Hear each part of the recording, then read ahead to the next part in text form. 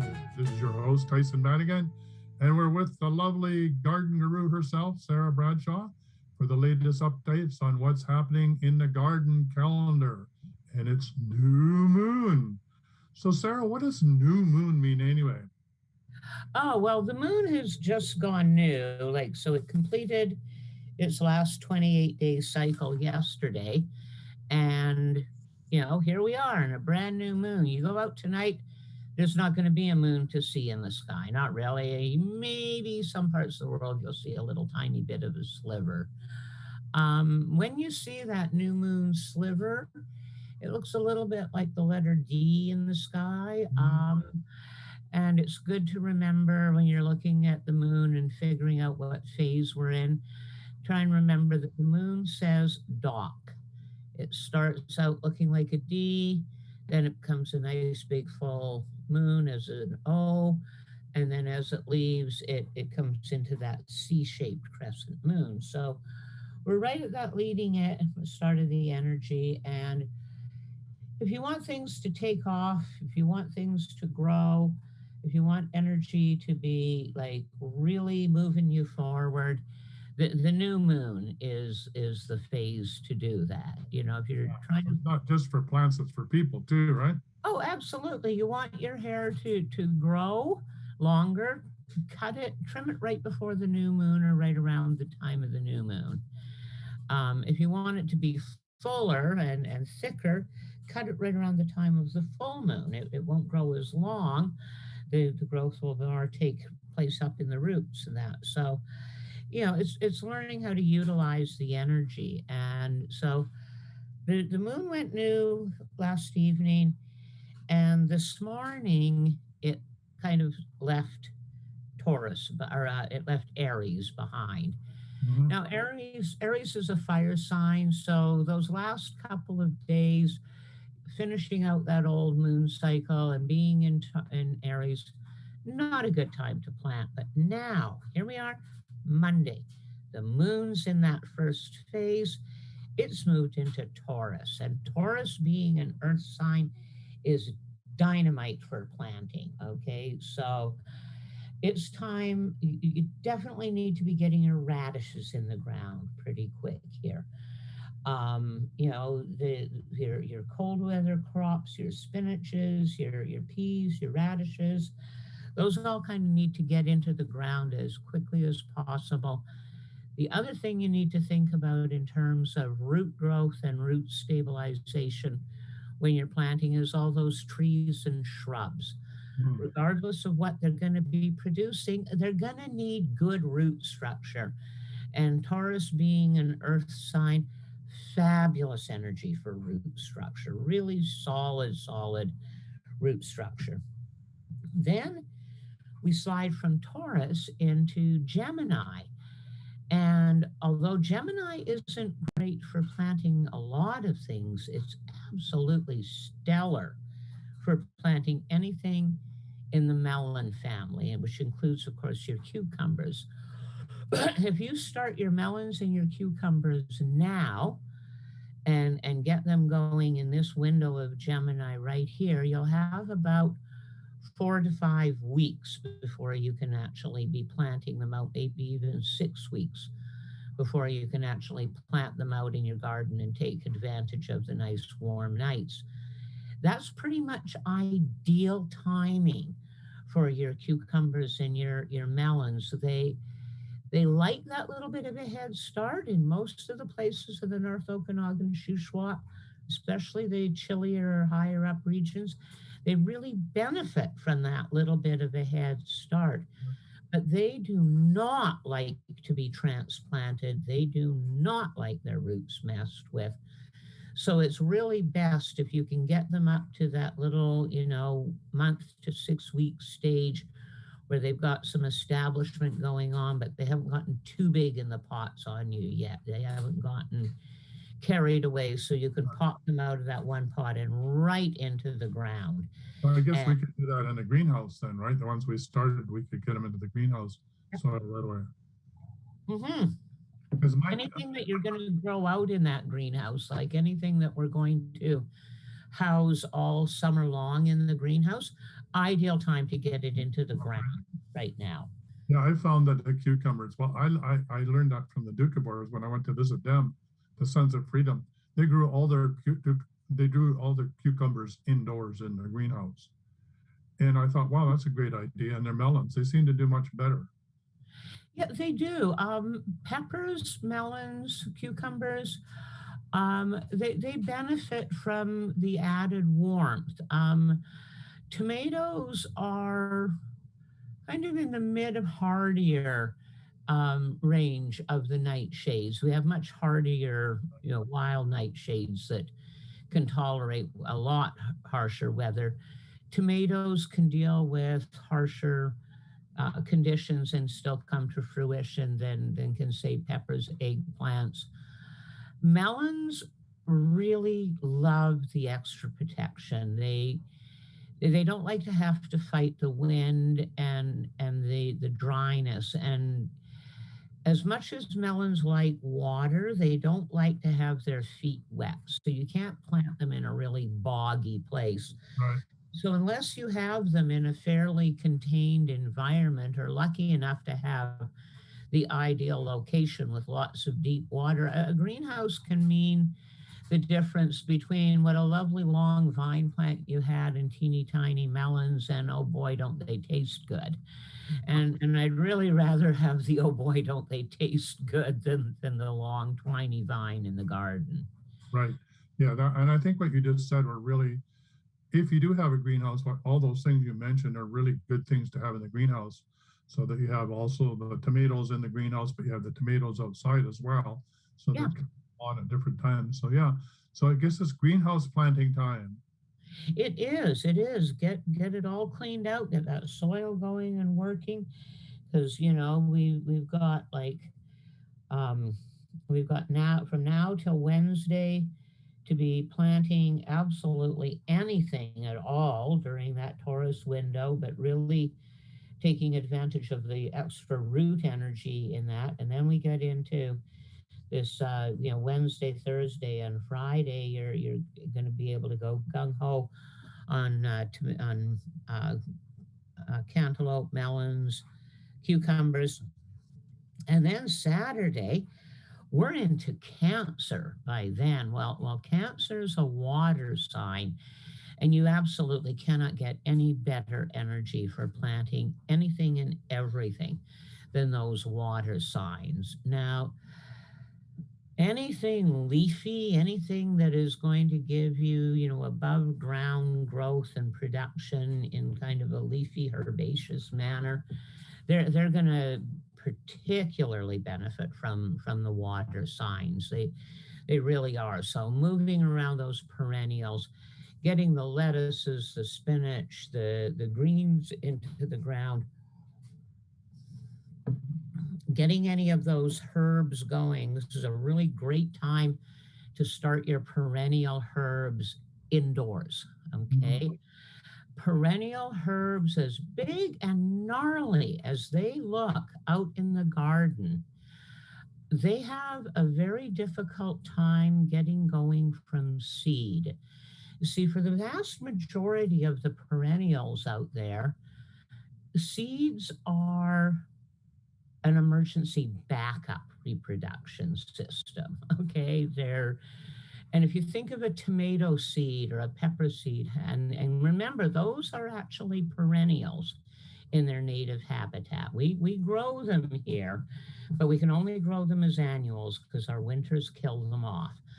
But when you think of a tomato seed, or if you've ever gathered mint seed or poppy seeds, any of those perennial seeds, when you think about them, they're really, really, really hard.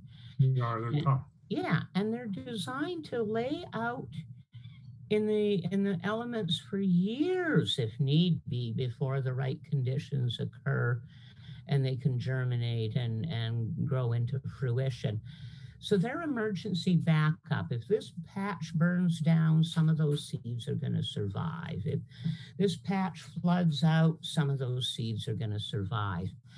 But they really, in general, they kind of spread from their roots and from shoots and runners that they put out. And Anybody who's tried to contain a mint patch knows that, you know, that they Take over don't your have, garden.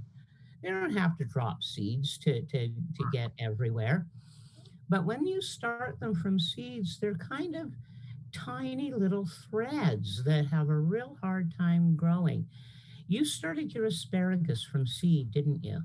Yeah, I think we did yeah, let me just see. No, we transplanted some, I think they were, they're in the spider web state, of the, Okay, so you started with crowns. yeah, we started with crowns.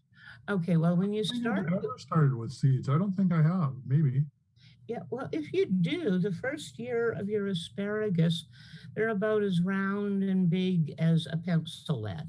Yeah, And you can't pick them and eat them. And this is the case with so many perennials. And so if you're going to start perennial seeds from herbs, it's a very good idea to start them right about now in situations. You can, once you get them going, they can go right out of the greenhouse and directly outside. They're not going to die from the frost, right, but they are going to benefit from having that clean soil with no competition to squeeze them out. So right. they're going to be able to send up their tiny, tiny little shoots and spend all summer long making it a root ball, because that's what your perennials want to do. They want to spend that first summer making a really good root ball. So if And we started from seed now, then we'd have them, how long would we wait before we took them out? Maybe, I would plant them in the late summer, early fall. wow, have them in the greenhouse that long or have them in the, No, they can go out into the yard in pots, in those yeah. pots. They Oh, I don't see. have to Yeah, take up greenhouse space once you get them going, yeah. but keep them in the pot Okay. it allows them to build a nice root ball. But the other thing that it allows, and I feel this is so important when we're talking about gardening and especially growing things that we're going to be ingesting, it gives you the opportunity to work very specifically up close and personal with that particular plant. Like when we transplanted the mint a couple of weeks ago, it was a prime opportunity to show people how mint coming up from the ground does not look green and vibrant. Right, It looks purple and tiny and weird and not really much like the mint that you get growing once it gets up there and gets tall. And it's a good thing to understand your plant at all its various growth stages. And far too often we identify a plant by its flower. Well, most plants have a very short blooming window when you look at their overall lifespan, and it pays to know the stem structure, the leaf attachment structure, how it spreads from the root. Does it grow up tall? Does it send out little runners? Like looking at all those various growth formations, so that when you pick a place to plant it in the late summer or fall, you're going to be able to take its needs into account in choosing a place. And once we finish this little bit of a recap, we're actually going to go into that in great depth on today's show. We're going to talk a lot about what to plant, how to prep the ground for it, and that sort of stuff. So it's a good idea to kind of keep that in mind. So once we hit Saturday, we're into Cancer, and there's no better time. Moon's in the first quarter. It's in Cancer. We're coming up to shifting into Taurus as a sun sign, which is a fabulous growth energy as well with all that earth energy. So if you've been puttering, if you've been ticking away at it a little bit, or if you've been totally and completely procrastinating, this is the week that it's finally time to really kick it into gear and get out there and get planting. no excuses. Well, not ones that are going to hold up well. No, No, if you want to eat from your garden, now's the time to get busy. Yeah, yeah, it is. We're coming up to it hot and heavy here. Yeah. And Michael says, don't forget, you need to order your seeds if you haven't done that already. Oh, you certainly do. I saw a little while ago that the a couple of the farmers markets are still kind of trying to hold limited markets indoors over the next couple of weeks, and so there's a few seed vendors that are able to get out to there. This spring, at least these stores are not as locked down as they were last year at this time. And I'm seeing lots of seeds in stores. You can order from us online. Drop me a message through Facebook, or send an email through our website to get a hold of us. We've got lots and lots and lots of seeds. We've got our lovely baby blue Hubbard. My favorite. Oh, isn't it wonderful? Yeah, it's my favorite. You'll have to bring us some more because ours got moldy. So Yeah, yeah, too much moisture in the greenhouse. yeah, I think the little pot things that we were using, they had those little plugs. I think they got too soaked. Yeah, But I don't know. That's what I think. But I don't know. yeah. Peat can be very prone to mold. Most greenhouse operations use a lot of chemical contrivances to keep a handle on the mold, and when you're not doing that, it takes a while. There's a bit of a learning curve.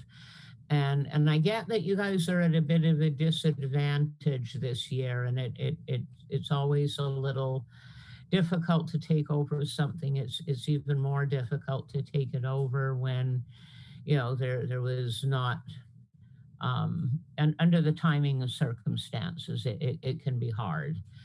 Right. And I understand that. And just give yourself as much love as you give those plants. We've got more seeds. We got time to do them. And just a tip that I'm now selling hypochlorous acid, which by the way is a really good um, it's a really good cleaning, and it also, if you soak or wash your vegetables from the store with it, or even from your garden, it has another week-long shelf life. Anyway, it's extremely good for molds and fungus in the greenhouse or in the garden or on your pear tree. So it's something that I will be able to have available through the wellness store for people for their garden. So that will Yeah. be. And I think having some of it in the proper dilution in a spray bottle in the greenhouse needs to be our next step. Yeah, that's what I just did. I just gave Michael, and he was busy spraying away last night. Yeah, awesome. Because it's a wonderful compound.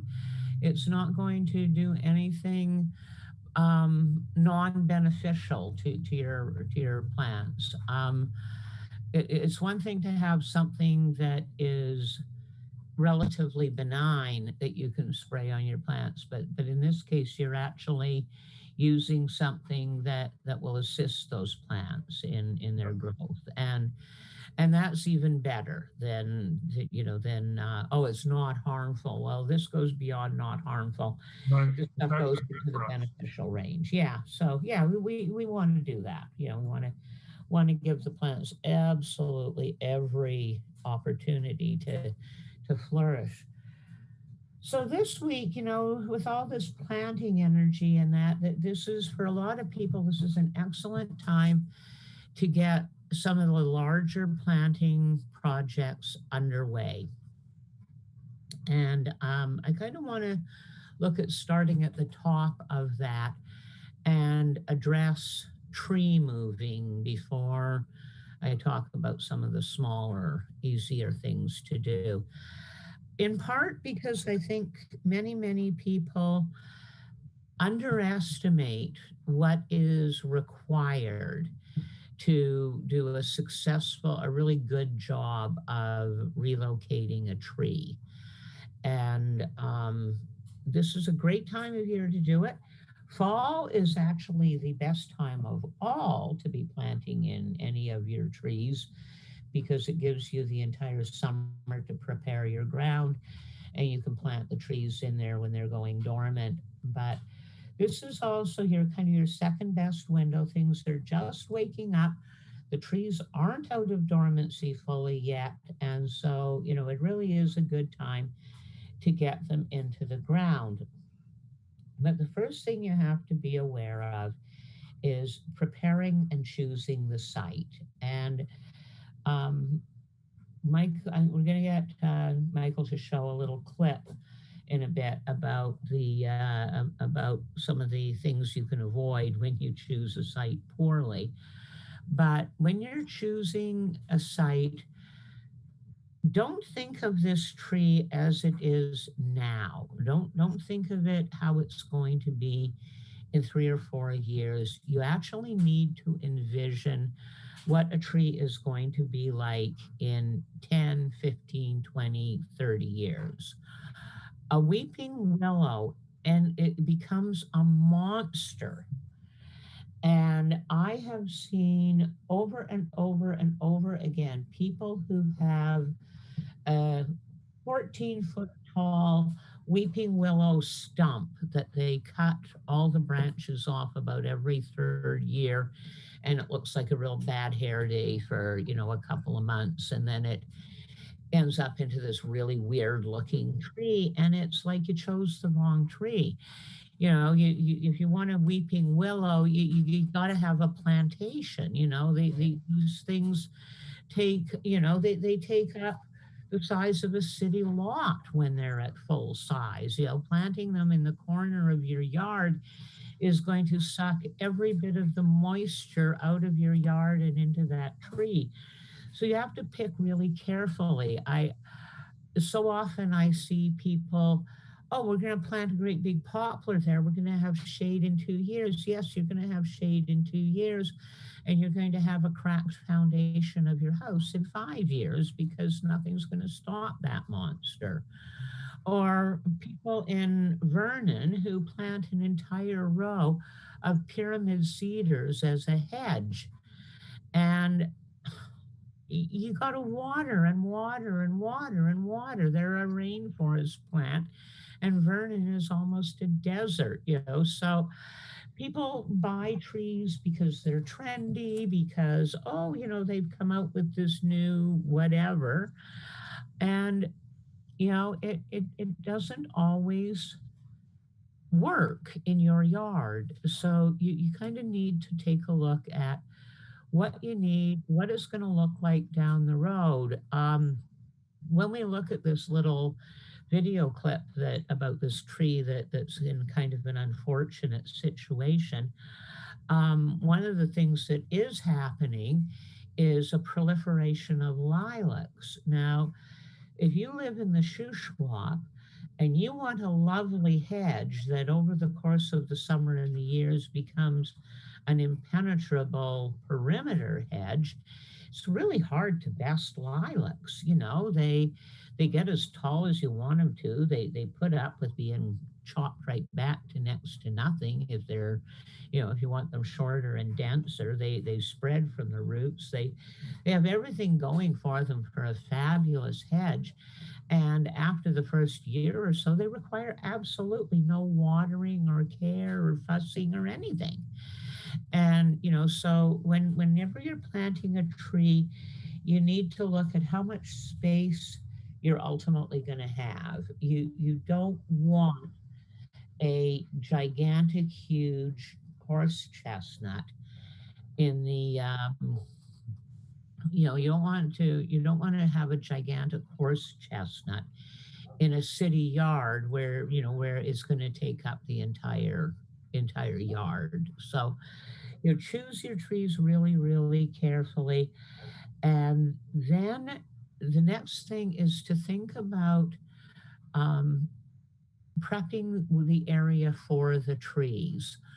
One of the most heartbreaking things to me is to see one of these giant tree cones come in where they have the thing that separates out into 3 or 4 big, huge blades, and it cuts down. Usually it's some deciduous tree. Usually it's a spruce or a fir that somebody thinks are going to be able to move with one of these things, and they dig it out and then they take it to the new place that they're going to put it in the ground, but there's no hole there, so they, drop this cone down and they use the blades to shove some soil out of the right, and they leave this tree kind of in this tipsy flower pot configuration, floating somewhere between the top and not quite grounded, and there's big cracks and holes in the dirt, and the tree doesn't live. And it's like, no, whatever you're planting, you need a hole about twice the size of the existing root ball.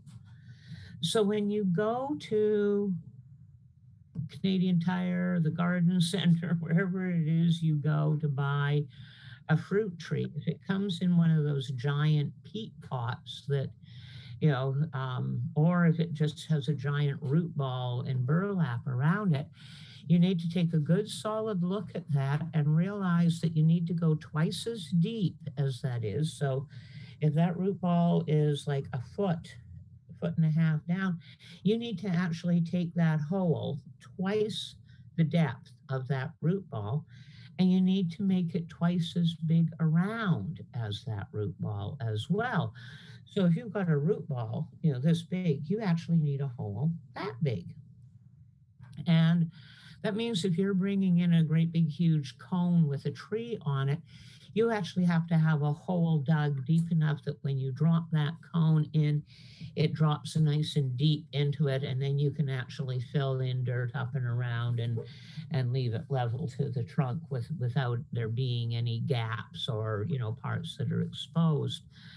Exposing a tree's roots to the air is the quickest way to kill it. Their roots are not designed for air. So you need to keep them wet. You need to keep them in a bucket of water. You need to keep them covered with a wet tarp. You need to do something to keep those roots wet and contained and covered completely until you're ready to put it into this gigantic big hole that you're going to have prepped for it. And when you put the tree root in that hole, you've taken it out of the container, and please don't believe that you can plant those big, thick peat pot containers and they're going to break down. They're not. They're going to continue the flower pot effect, and the tree roots are just going to go around and around and around, and they're not going to go anywhere. So you're actually going to have to cut that whole peat pot away, and you're going to have to break the roots up a bit, which is why it's a really good idea to put them in a bucket of water. You can actually get some motion in there and break them up a bit without snapping them off or doing them any damage, and then put them in this hole so that they can spread out and have some room to maneuver, because they,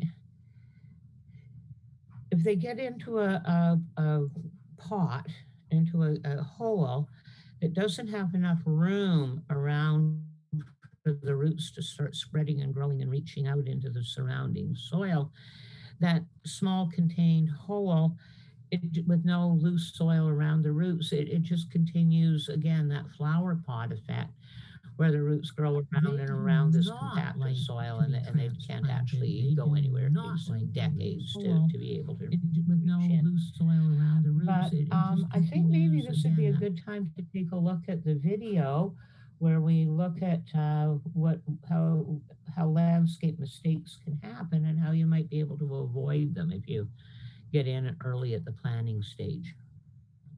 Okay, so there's a sample of our high quality teaching videos included in the course, even at the lowest level. Yes, even those of you that want to come in at minimal cost, you still get to see these videos that we spend so much time putting together. Okay, so we're going to talk today about a landscape mistake. Okay, something that people do all the time without really realizing it when they're planning their landscaping. You got a really, really small yard here, and quite possibly wanted to make the most of the space you've got. So what you've got going on here is a lilac. In the background there, you can see a great big huge spruce tree. That spruce tree is probably 70, 80 years old. This lilac could very easily be every bit as old, looking at, you know, kind of how it's spread out and that. But right in between these lilacs and near to that spruce tree, many, many years ago, somebody planted an apple tree. Now, the apple tree has actually come up from below the graft. If it's grafted, this might be a wild apple tree that somebody just planted in the ground or randomly volunteered. But you can see that the apple itself is not doing great.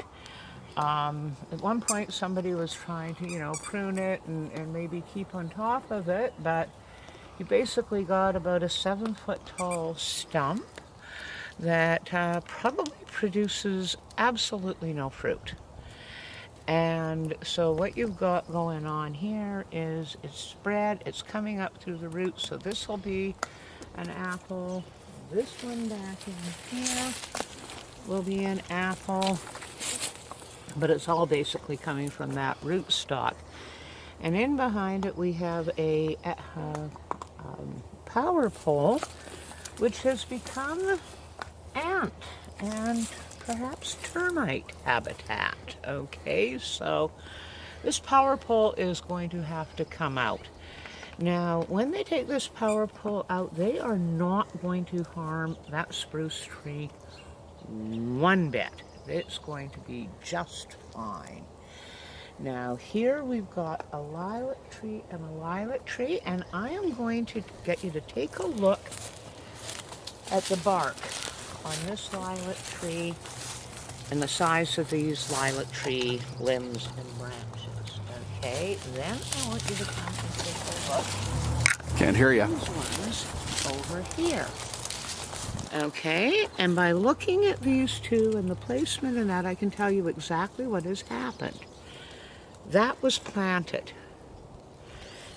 That was quite likely either planted or left from a wild part of, you know, when this was cleared, that may have been left. It might have been planted. But that lilac tree was planted. It was planted, those rocks were placed around it. This is a volunteer over here. It's much younger. And you can tell that by looking at the size of the branches and the condition of the bark. Okay, that heavy shredding in the lilac bark, that happens as it ages. Doesn't happen in a younger tree. So lilacs will spread. They will go from being a single tree into being a really lovely hedge. And with a little bit of encouragement, you could indeed have a complete wall of lilacs here, even with the pole, okay? Now, when this pole comes out, it's gonna, the lilacs are gonna come right back up. They're a weed. You can see they're coming up everywhere. All of these are baby little lilac trees. And that, so the mistake in this entire scenario here is this poor, unfortunate apple tree, okay, is getting no sun. It's getting very, very, very little water.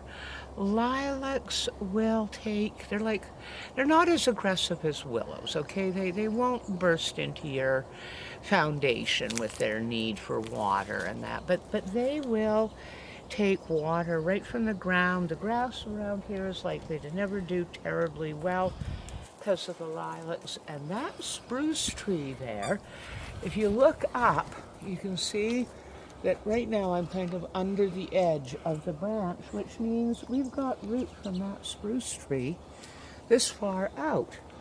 Now, lilac being, you know, a nimble survival little plant, it'll draw water from everywhere, but that apple tree, it's as good as dead. It's getting no water, it's getting no sun, it's getting no love from the world at all where it is. And so when BC Hydro comes and removes that pole, my suggestion is that this apple tree become apple chips for your smoker, mulch for the rest of the garden. It's painful to watch a tree struggle this hard in an environment, and you know that it's never going to make it. And not only that, its presence is getting in the way of what indeed could be a remarkably pretty little corner of your garden. Okay? All right, we're back. So hopefully you were able to enjoy that video and give you an idea of what not to do. Yeah, no, we're hopeful that we can, save this little tree. The switching out of the power pole, no doubt, is going to further challenge it. But as you pointed out, it does produce some apples, and it struggled so hard to stay there. But man, if you can avoid doing that to a tree and to yourself, it's a wonderful thing to put some planning and time into getting that tree where it could have been like a thriving thing. And you could see how well the lilacs are doing in comparison to that poor struggly little tree. Like they're loving it there. So yeah, lots of room for improvement in that video. Um, a lot of us don't really have space for trees, and much more kind of common is the need to plant some shrubbery. Everything from something purely decorative like your hydrangeas, right up to nice hedgerow fencing, or food producing shrubs. And so again, make sure you understand the needs of your plant. Like if you've got really acidic soil, you're a prime candidate for blueberry bushes, and they'll do really, really well. But if your soil is really alkaline, or you've got like a high amount of moisture and you're right there, you might find haskaps or honeydew berries are what you really want to get going. And again, take into account the height that you want things like cotoneaster is really great for nice short hedges. It takes a long time to get a cotoneaster up to head height, solid fence type hedge. Whereas Caraganas can get there in no time, but then you got to try and contain a Caragana hedge for, and they're incredibly aggressive. So realize, that things take time to get to their full height. Try and envision what they're going to be like there. And I'd really like to put a plug in for hedgerow type fencing as opposed to physical fences that we build. I've lived on a lot of farms. I've done a lot of rural dwelling. I know an awful lot about, barbed wire fences, how to put them up, how to maintain them, how to look after them. And I can absolutely 100% assure you that a solid hedgerow of a combination of indigenous plants and a few things that you planted will do a far superior job of containing your animals even than any fence that you can plant. And when you bring that philosophy into a suburban or a small holding kind of situation, you're actually going to be making your property look an awful lot better. A whole row of lilacs, a combination of lilacs, hawthorn, Oregon grape, dogwood, Saskatoon, wild willows, wild roses.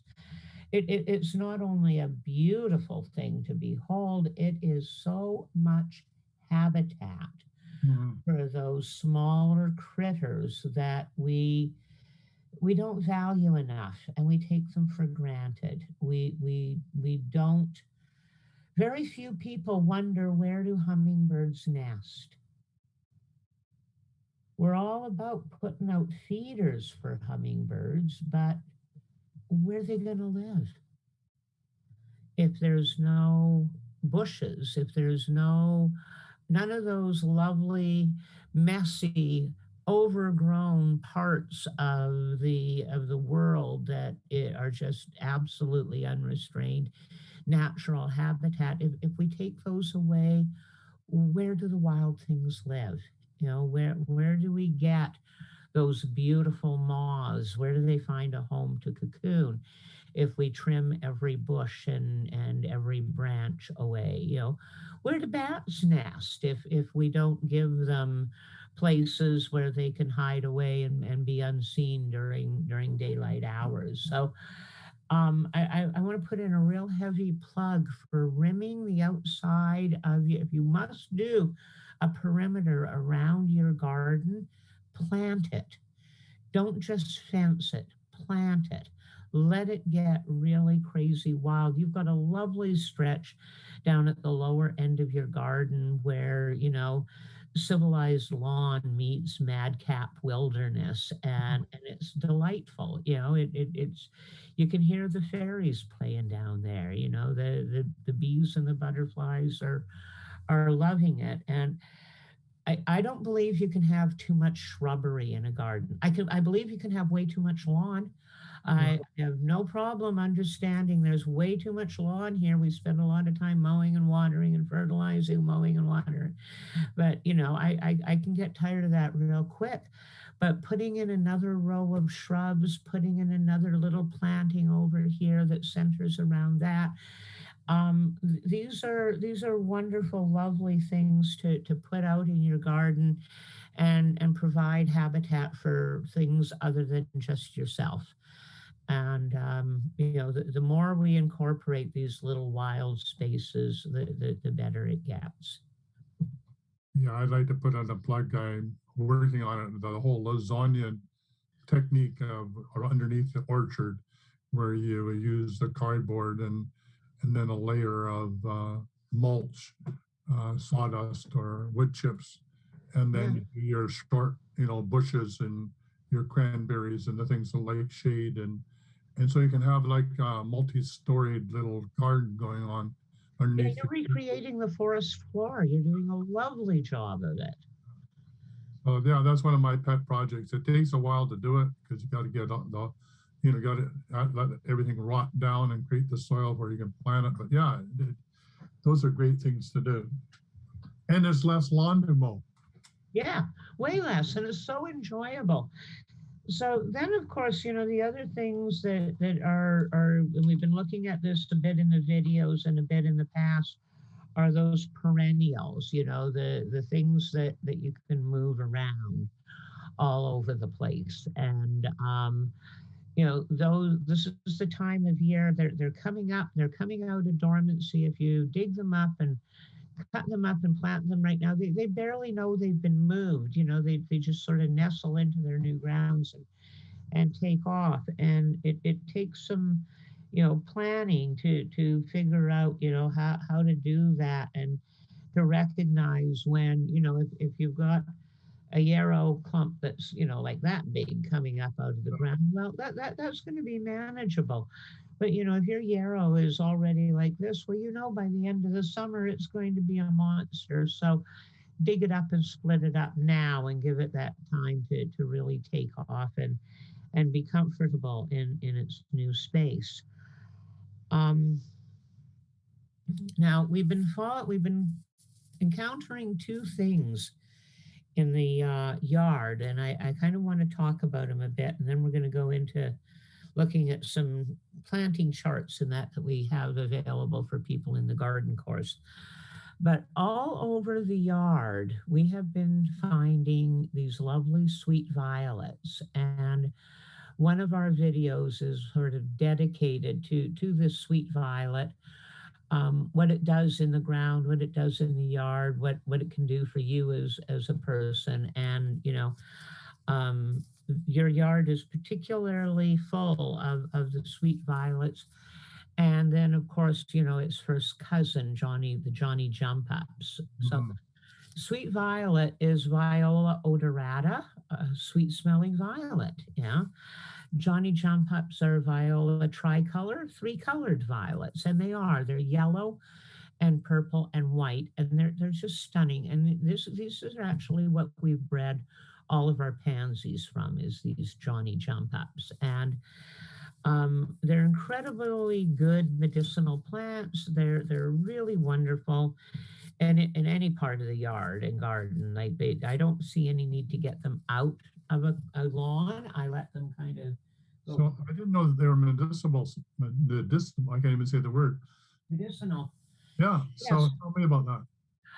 The violet family is a fabulous liver cleanser. Anybody who has issues with hepatitis of any type, anything else that's challenging the liver, violet tea is wonderful for liver.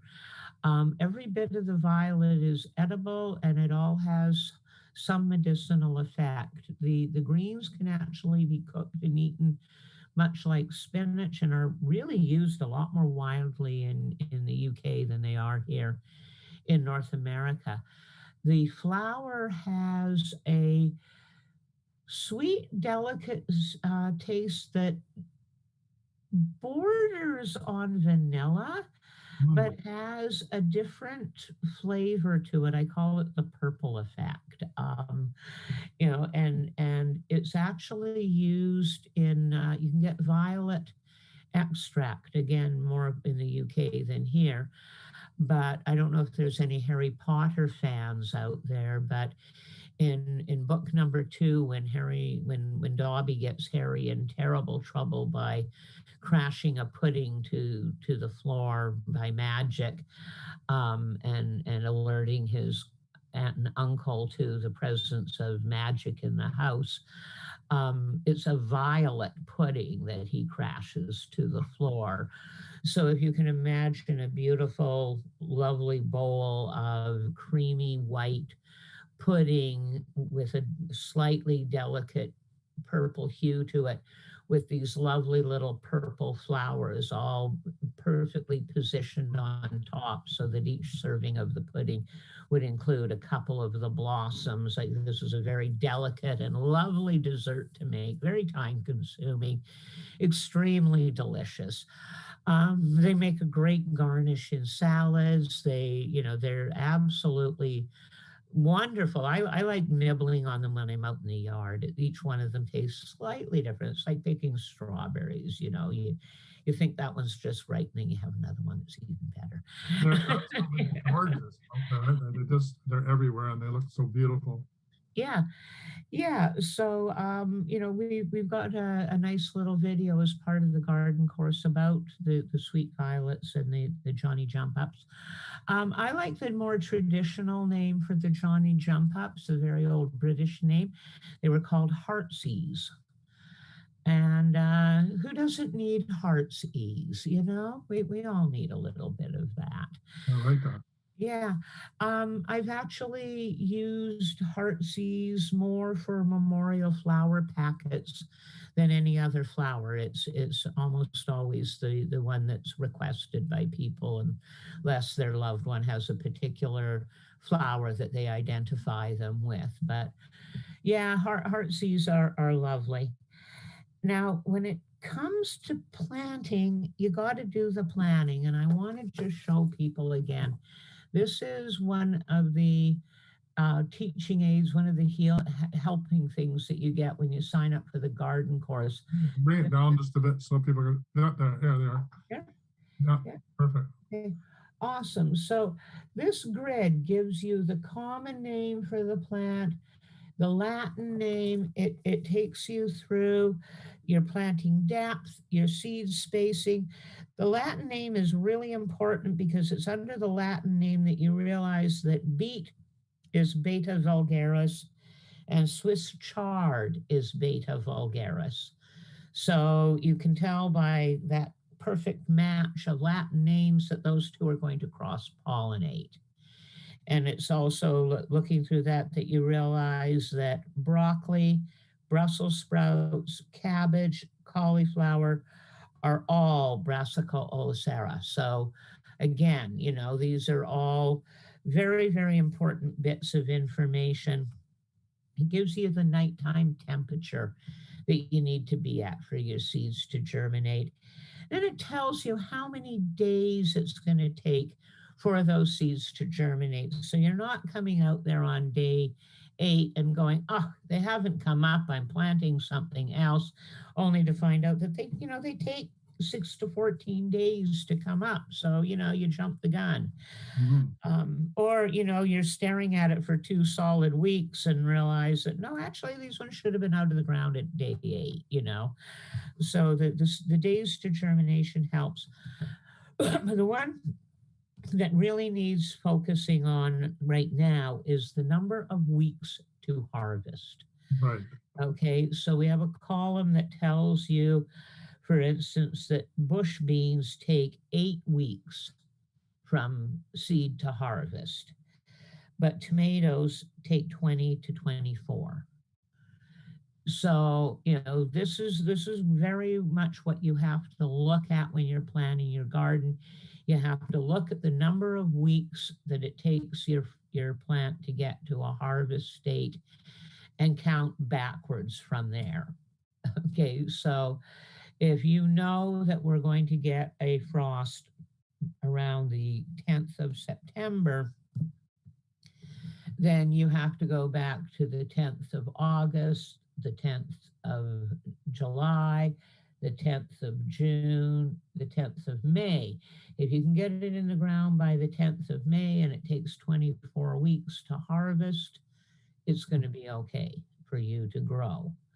If you can't get it in the ground till the middle of June, you might not be able to grow that in your area. Right.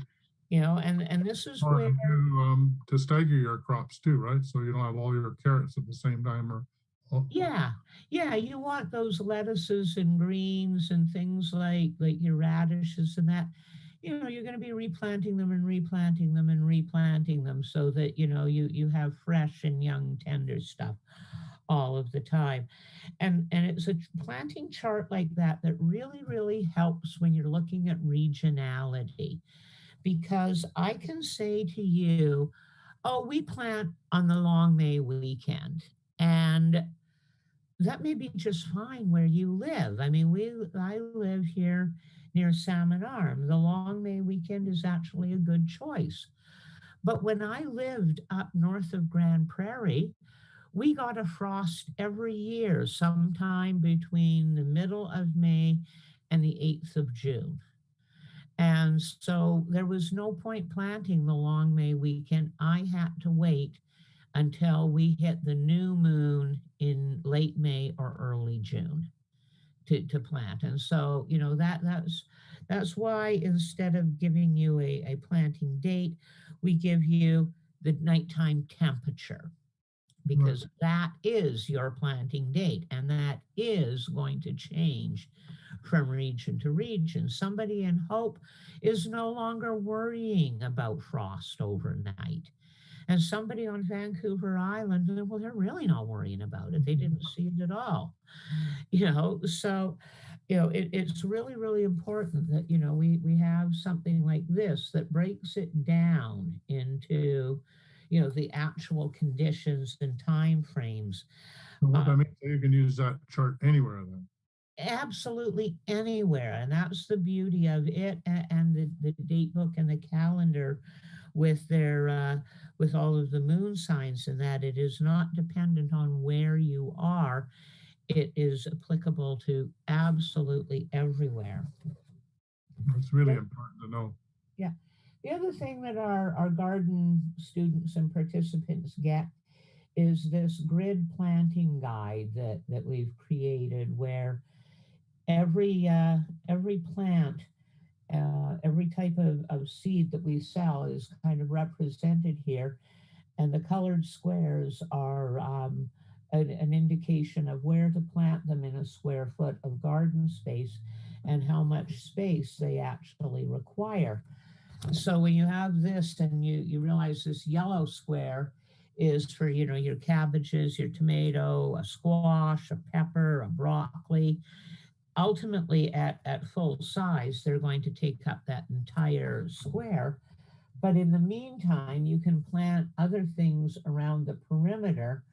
So you can, this is what shows you how to companion plant in a way that maximizes your production. So you plant your cabbage in the very center of your square foot, And around the outside edge, you have your carrots planted at the proper spacing.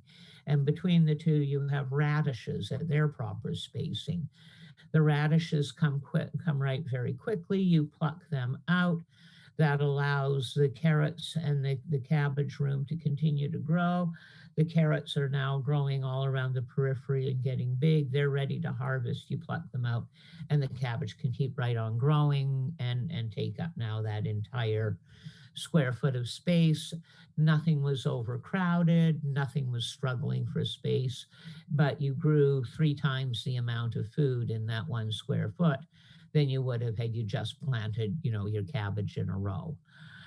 So this is, some of the ways that we look at, taking that guru aspect of gardening, like let's not just plant a garden, let's see how we can maximize the production.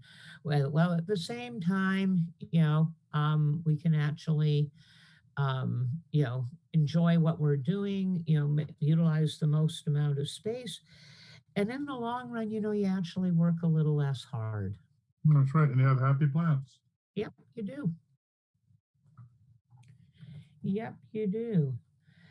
Yeah, so I'm really excited about the amount of stuff that is already coming up that we can harvest. As as we can see with your yard there, it's time to gather those little sweet violet blossoms if you want any for winter tea, or now's the time to pick them and dry them. The Johnny Jump Ups will bloom all summer, but the sweet violets will not. Right. Yeah. So would you just pick the leaves or as well as the flowers, or just flowers?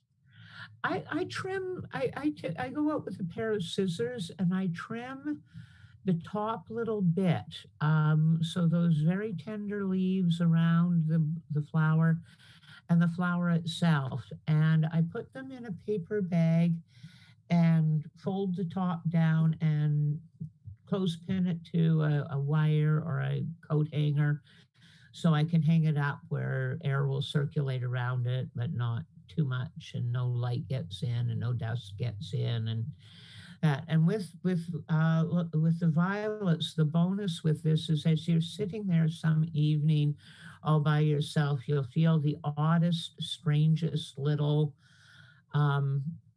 almost like little raindrops falling somewhere. And what is that? And what is that? And then you will realize that what it is it's the seed pods of the violet flowers opening, and they're a twisted pod. So when they open with a bit of a snap, and the seeds scatter absolutely everywhere. Wow. And I have had many a cat have the most fixated look on the wires of drying herbs as the violet pods open, and there's this little rustly sound inside the various paper bags, and the cats cannot figure out what it is nor where it's coming from. The mysteries of the garden. Yeah. Yeah, but both the tops and the flowers are divine in tea. The leaves have not much taste, but they do contain a lot of the same compounds, and they're just full of the medicinal benefits. And the blossoms are just lovely. Well, that sounds wonderful. Well, we're nearly at the top of the hour, so what do we expect next week? Okay, so next week we're going to be looking at various mulches that can be used in the garden. Get a close look at the hemp. Talk about bark mulches, the differences between how to maybe a lot more detail on how to build the lasagna bed style garden. How to use layering to allow you to do more xeriscaping, which of course is landscaping with plants you never need to water. Right. I like that idea. Yep. All right. Well, I think we're at the top of the hour. Thank you for not yet a wonderful show and you're back in the garden tomorrow to do some more video. Is that right? Wednesday. Wednesday, yeah. So, Yeah. so there'll be more videos for those that want to do join the Inner Garden Circle. Lots of good stuff in there. So come and join us. It's a very reasonable price. 2 levels that you can do. I think you can check that out. I know the link will be in the show notes. So you just click the link and come and join us. Yes, please do. We'd love to see you in the garden. That's right. Come and play in the garden. All right. Bye for now, everybody. Bye all.